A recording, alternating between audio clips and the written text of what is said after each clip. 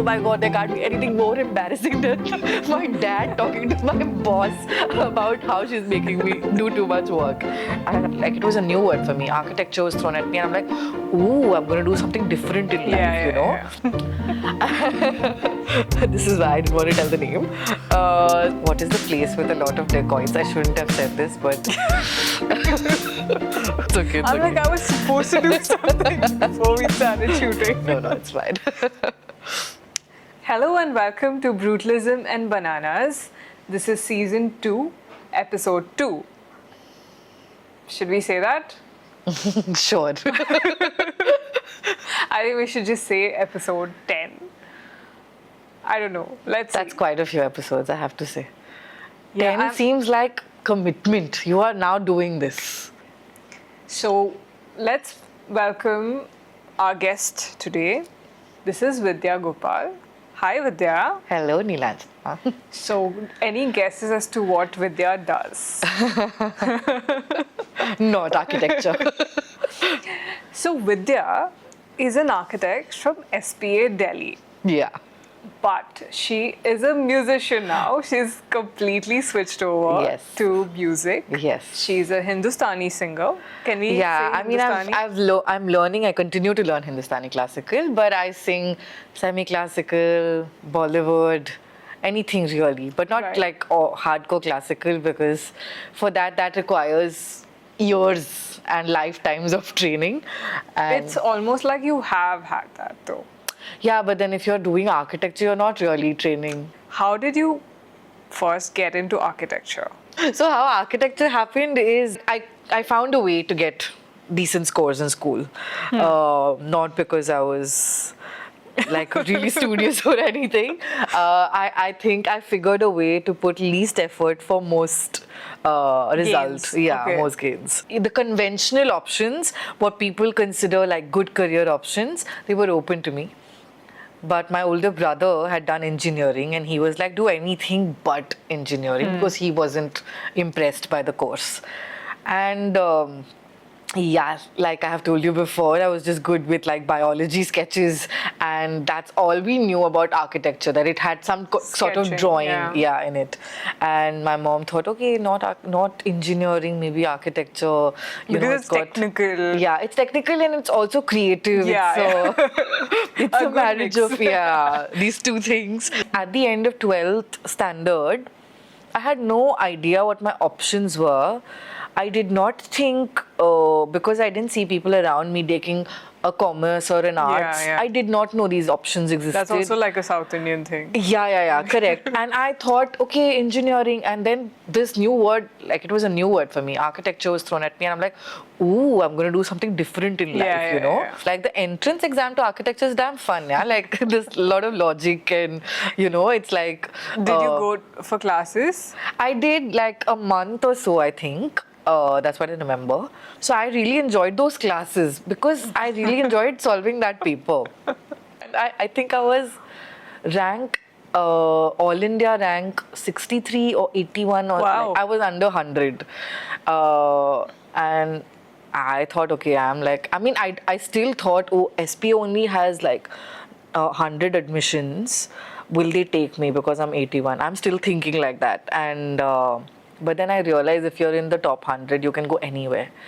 Then that's how I entered SPA. And SPA was probably the first time I thought independently, not related to studies or not related to architecture or the course, but generally the environment there is very like, what do you think? It was also the people that I met. Everybody now was at that age and they were allowed to think for themselves. So not all conversations were conventional, most conversations were not conversations I've had before, even with my friends. So in fact, I lost touch with most of my friends because I felt like I don't connect with them anymore at all. Right, yeah. Yeah. Just generally also, there is no rules. That's what it is, you know. Suddenly all this freedom allows you to think a little differently, and then it kind of spoils you also a little bit, and it's difficult to connect with most people after.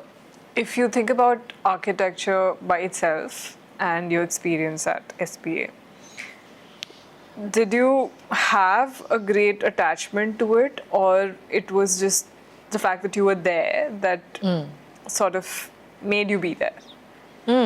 I think by second or third year, I was like, this were is done. not my thing. Okay. Yeah, I knew it. Huh. And also our faculty was also very this thing that, if you don't feel it, it's not fine. happening for you. Yeah. And the only time I enjoyed myself at college was during fests because I was singing and performing. So I was like, okay, let's get back to learning. And that's when I rejoined music classes. I always somehow thought of it as, okay, this is going to be my life, part architecture, part music. And I think I also looked for jobs like that. You were where I working could- a remote job when I met you, Yes. but you did also work in a few other places before Correct. that? I was teaching music for Shankar Mahadevan Academy at that point, I think. But and I was doing a couple of recordings here and there. And even my first job after I graduated, I actually applied to multiple places, and then I told them that can I have like a half-day situation where I can, do music half day and I can do. So that was my approach right from the beginning. I never had the courage even then. I think it also comes from the fact that architecture you can still say is a conventional job which has an office space and you can go and you can create something and you make money out of it, Right. There is a salary involved, at least in the beginning. Whereas as an artist, if you're a singer, you don't know where the money is coming from. You are a sure shot freelancer, first of all. At that time, there were just those 2-3 singers who were in the mainstream music situation, and only them you knew. Only they had a career, and everybody else was a struggling artist. But slowly and steadily, everything happened parallelly. Like I slowly got away from architecture and closer to music as and when there were more opportunities in music, because YouTube started opening up. There were more like ads and all of that. Though that world started opening up. So I guess opportunities seemed not that rare in music.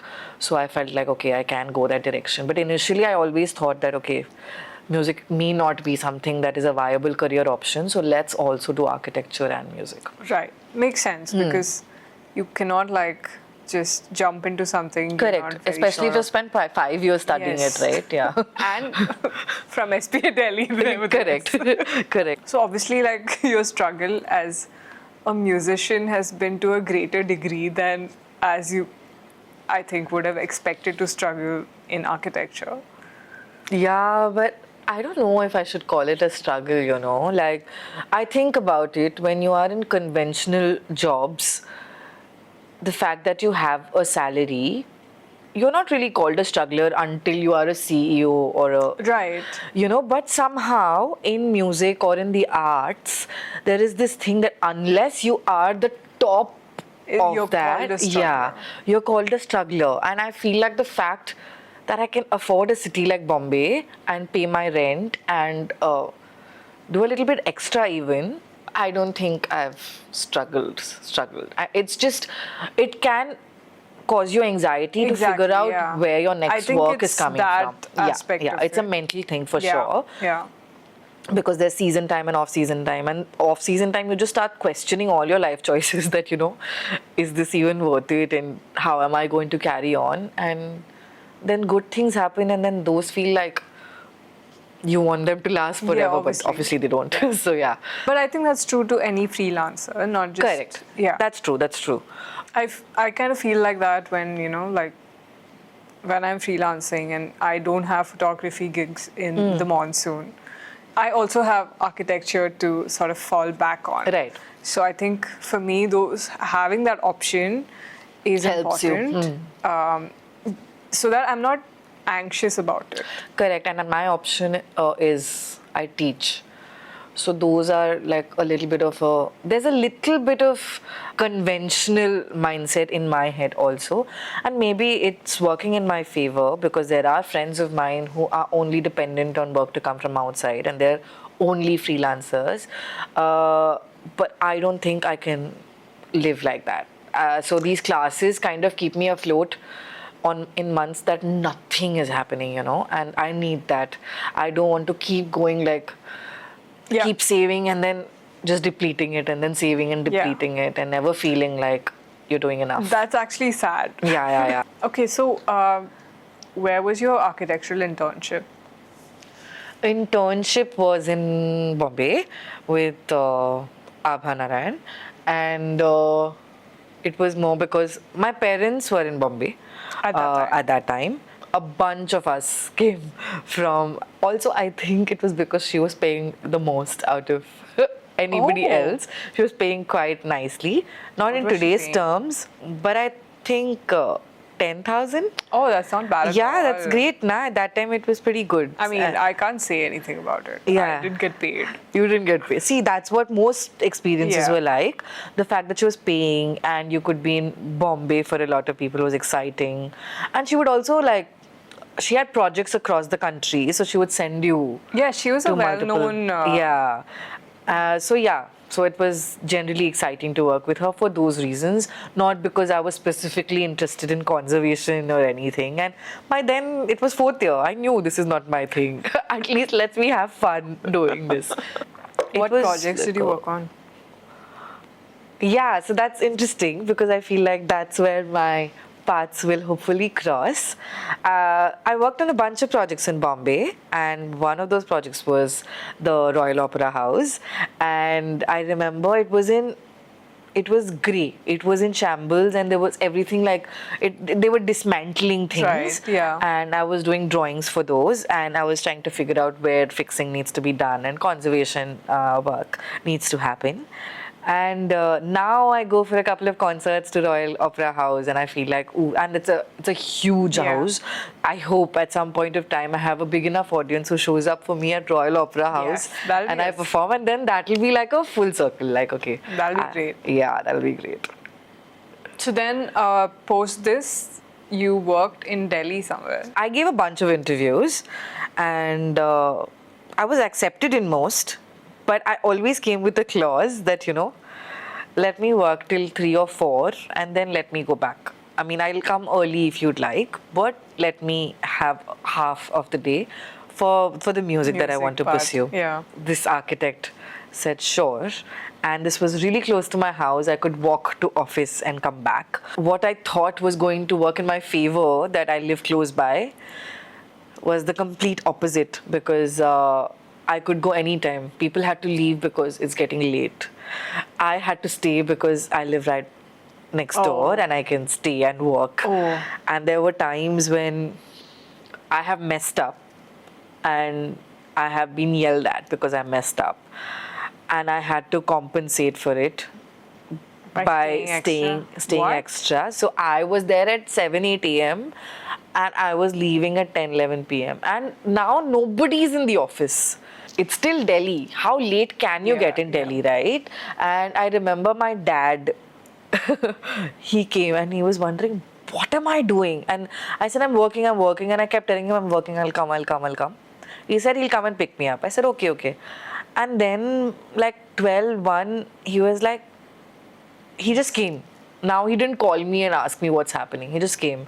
And then he was appalled that I am alone over here working and getting super nervous and worried about this big submission that I have to do. No other colleague is there. And my boss is upstairs. Sleeping. At a party. There's a party going on upstairs with her parents or her in-laws or whatever and some friends. At the terrace, there is a party going on and here I'm panicking. And my dad was like, what are you doing? And you lose perspective because you think that this is what is expected of you. This is the grill that you need to go through. And I told her it's not working out. And she said, come Vidhya, we'll go for a walk in the park. She's being all chill about it. I said, okay, sure. And we are walking. And I'm telling her how this is not working out for me. And she's telling me, Vidya, there are a lot of compromises that I am doing for you. We pay corporate electricity bills. The fact that you come 2-3 hours earlier means I pay for 3 hours more electricity. Wow. But I think I just had to burn that bridge to actually get out of that situation. So that was my first job experience. You also worked at another firm in Delhi. Yes, Ajay, Vohra and Associates. And there, I enjoyed my time there. And he was on top of things, unlike my ex-boss. And but I saw that I wasn't good at the thing that most people are passionate about when it comes to architecture, which is the design bit. Part of it. He would give me opportunities and it was never going well. Maybe our design sensibilities didn't match. That could be a possibility. So then I knew that design is not working out for me, and these other things are not really interesting things that I want to stick to. And I was planning to move to Bombay, so That's when you started with Ethos. How did you find them? actually I think she reached out to me for a project. Okay. I'm not sure how it's all started, and it was going to be like a one-time thing. So I think that was happening parallelly with Ajay Vohra. Okay. Yeah. And I just did like a couple of projects with her and she paid me. Because that worked out really well for you. Yes. So I remember like a few years ago when we were having a conversation, you were talking about integrating music and dance and architecture. And you started something called Chaturangana. Yes, Chaturangana with Shinjita. With Shinjita. My batchmate Shinjita Roy. I think she's taken it a little bit more forward because she's done her PhD in the same space. Okay. Shinjita had done her dissertation in college about space and movement in space. And I had done my dissertation in college about how rags in Indian classical music have certain moods and how spaces can make you feel a certain way and how there can be a correlation between these two. That's how we thought, okay, let's put this to test, this dissertation that we have done. We thought we'll go to Khidki Masjid and we'll see what happens. And we took a bunch of people who, I remember Rohan Patankar, he was my junior, and he also would sing. And then whoever, like singers, dancers, architects, we just took everybody who we thought would find it interesting. Okay. And we kind of realized that there is a lot we can do with it. There is a rhythm in the way spaces are created and how that could be brought about with rhythm in music and in dance. And there is like stories and history of that space itself that could be the subject, or and even like a fictional story you build around that. Since they are historical buildings, there is a lot of government and a lot of bodies. That permissions. With permissions, correct. We also had guides at some point of time who did guide us during our dissertation also, and he was telling us, I think architect Sudipta Ghosh, he was telling us what qualifies as dancing. Like if you move around and walk around, will they stop you in that, and are they stopping you because you're moving a certain way, and what dictates that this is okay and this isn't okay? And those were interesting questions, but when you are going through government bodies, it's not the easiest to answer. I mean, and you can't ask these questions. You can't raise these questions. We also taught at NID in Ahmedabad a module on this. So this was their elective, I believe. So they could choose, and we were talking about how music and dance can cross paths with design and architecture. So tell us about what you're doing now. I really liked your album. Thank you. Is it an album? Can I call it? It is an album. So an EP is something that's smaller. An album, so this has 8 songs, so it is an album. I thoroughly enjoyed it. Thank you. It was one of the first playlists on YouTube that I actually sat and watched. I'm so glad. Yeah, and it's also a visual treat. Yes. So I think it was quite nice. Thank you. So this is called Mehfil, and a lot of money goes into making independent music in this country. There's and especially if you're not a famous with a lot of followers on social media, then there's not too many labels backing you. You need to make your own part before somebody backs you.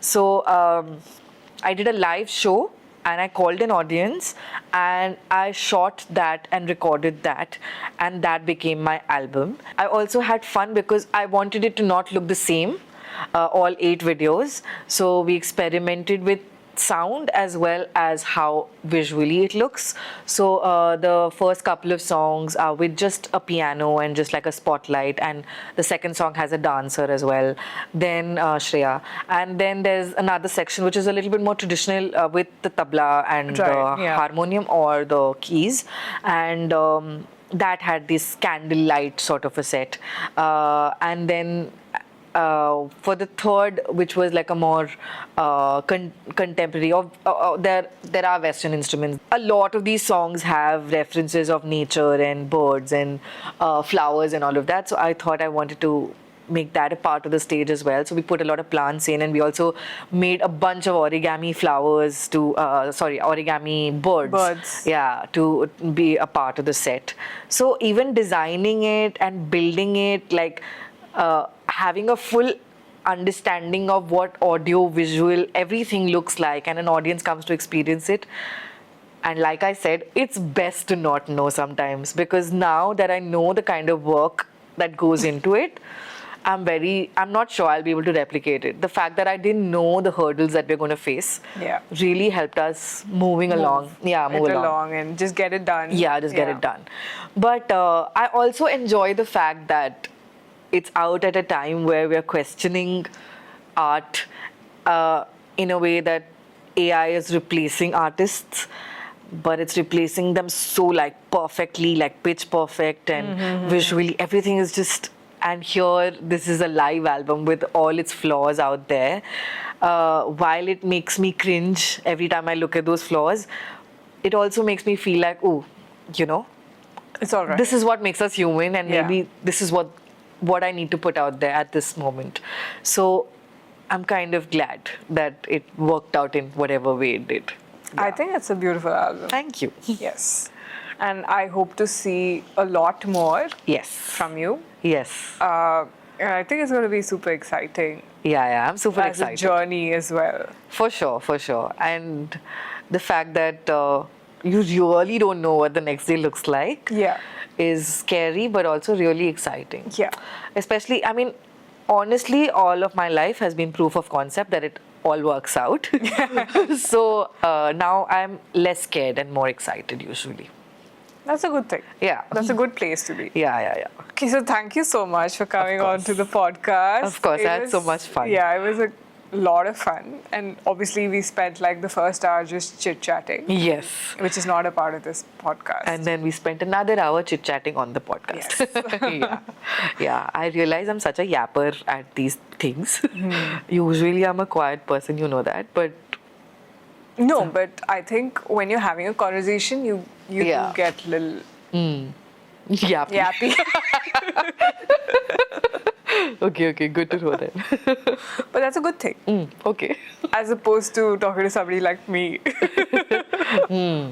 I'm sure if like the tables were turned and I asked you a question, you're going to tell 5 things about it. Thank you, Vidya. Thank you. I had fun. Was there anything else? No. I don't think so. Honestly, though, I feel like I don't fit into an auto, like... Whatever. Yeah. It's difficult to I was keep doing it. supposed to remove my shoes. It's okay. It's okay. I think they look nice.